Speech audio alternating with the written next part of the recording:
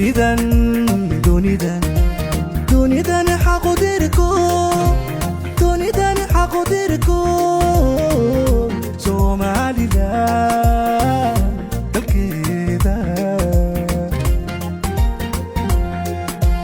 dunidan dunidan dunidan xaqodirko dunidan xaqodirko Somaliland dalkeeda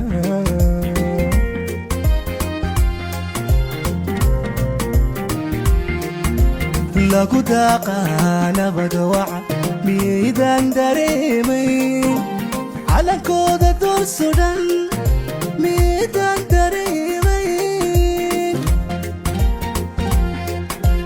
doorashada xorriyadda miidaan dareemayn degaanida dalkooda miidaan dareemayn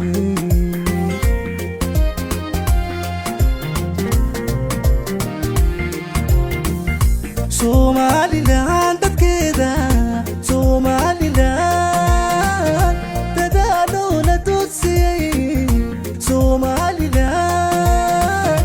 aqoonsiga dowladnimo Somaliland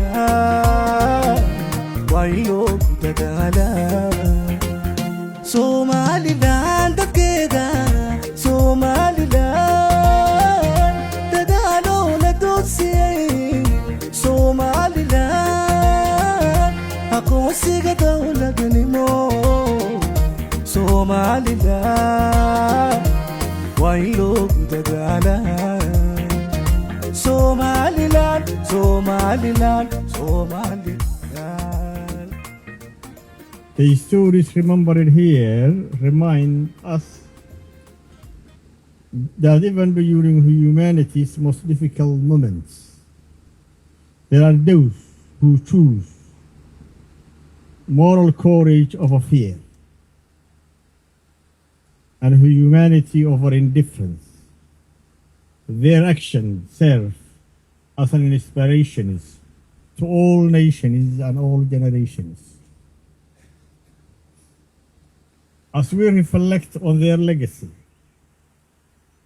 we are reminded that peace is strengthened when people choose dialogue over division, understanding over prejudice, and cooperation over conflict. On behalf of the Republic of Somaliland, I express deep respect for those honored here and for the values they represent.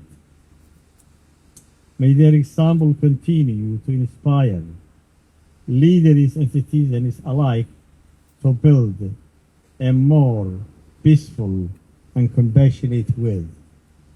Actually, environment is very important for the whole world. And in our country, the government has introduced a mechanism to plant trees each year. We are not as old as your organization. And we have a minister specialized in environment protection, Ministry of Environment and Rural Development.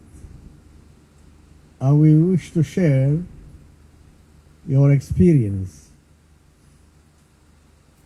and your knowledge in specializing in environment and saving the nature and planting the trees.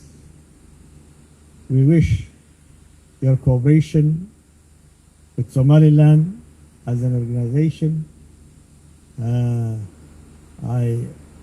For the short brief, I understood that you have a lot of lands and a lot of resources. So hopefully we will have a small part of your resources in Somaliland. Thank you very much.